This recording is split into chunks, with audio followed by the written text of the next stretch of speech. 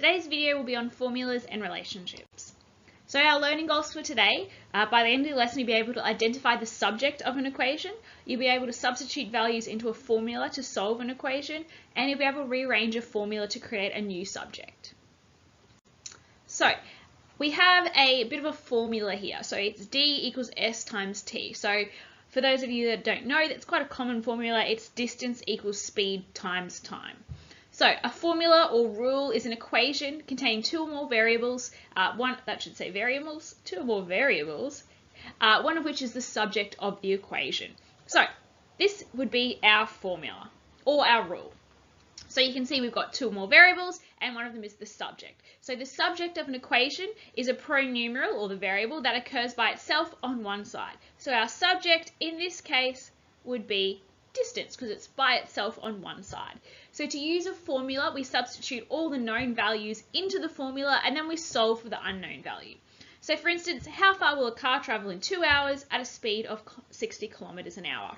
So our formula, distance equals speed multiplied by time.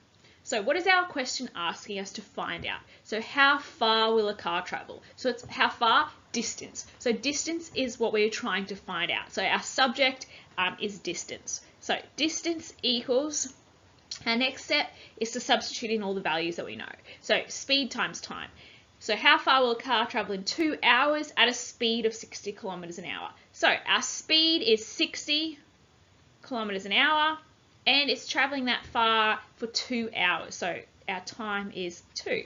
So distance equals 60 times 2 and 60 multiplied by 2 is 120. So therefore the car will travel, I'll just move my screen here, the car will travel 120 kilometers. So just make sure you're adding in your units there so that you're properly answering the question. So there we go. Now, we have some examples. So these examples are also going to involve rearranging the equation. So P equals 2L times 2W. Again, quite a famous formula. Perimeter equals 2 times the length times 2 times the width. This is obviously the perimeter of a rectangle. So for A, we have to find the perimeter if L equals 10 and W equals 7. So P equals 2L times 2W. So we still want to find out what P is. L equals 10, so it's 2 times 10. That should actually be plus, not times. So I'll actually clear this and we'll start again. So that would not be perimeter. Perimeter should be 2 length plus 2 width. So find the perimeter if L equals 10 and W equals 7. So perimeter is 2 times the length plus, there we go, 2 times the width. Now, our length is 10, so it's 2 times 10 plus 2 times our width, which is 7. So using our order of operations, we're going to do our multiplication first. So 2 times 10 is 20, plus 2 times 7 is 14. So 20 plus 14 is 34. So our perimeter is 34 units. So you always have to write the units. If you're not given the units for something like perimeter or area or anything like that, just write units. So therefore, the perimeter is equal to 34 units. Okay, clear that one again, and I'm going to have to fix our formula. It should not be multiplication, that should be addition. So find L if P equals 40 and W equals 8. So our formula is perimeter equals 2 length plus 2 width. Now we can substitute in what we know. So we know that perimeter equals 40. So 40 equals 2L plus width equals 8. So 2 times 8. So we're just going to solve that. So 40 equals 2L plus 2 times 8 is 16. Now, we want to find out what L is, and we know how to solve equations, so we're just going to solve this and work out what L is. So using our onion method, we have L. It's been multiplied by 2, and it's had 16 added. So the first thing we're going to do is subtract 16 from both sides.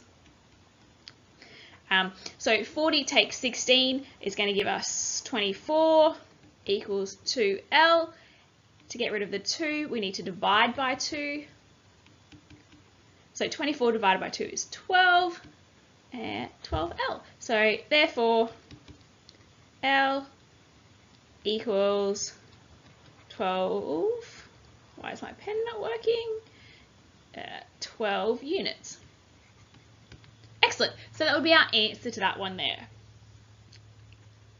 Okay, so when we have a formula, we can actually rearrange it. So, I was meant to have a new slide. Anyway, let's go back to our distance equals speed times time. So when you have a formula like that, you can actually rearrange it to make a new subject. So for instance, if we wanted to find out what our speed was, we could rearrange this formula to make speed the subject. So we just follow our normal rules like when we're solving for an equation. So to get rid of the t, to make it go on the other side, to make the s our subject where it's by itself on one side, what we do is we divide both sides by t. And that would leave us with speed as our subject. So speed equals distance over time. And just for convention, we normally write our subject on the left. So you could rewrite it like that. So you can rearrange the formulas to make it easier for yourself. So clear that again. Clear. So if we had speed, distance, why is my pen not working? So we had distance equals speed times time, and this time you wanted to make time the subject of the formula, well, you'd have to divide both sides by speed. So distance divided by speed equals your time, and again, for convention, we'd write time on the left. So you can rearrange these formulas to work out, to make a new subject, and from there you can plug numbers in to work it out. So you could then put in your values for distance and speed to work out the time once you've rearranged the formula, if you like, rather than solving it as an algebraic expression. So that's all the video we have today on formulas and relationships. It's actually really useful because this is the kind of stuff that you use in real life. So this can be applied to a lot of different situations. You actually use this quite a lot. So make sure that you do understand this video, and as usual, if you need any help, make sure you come and see me in class.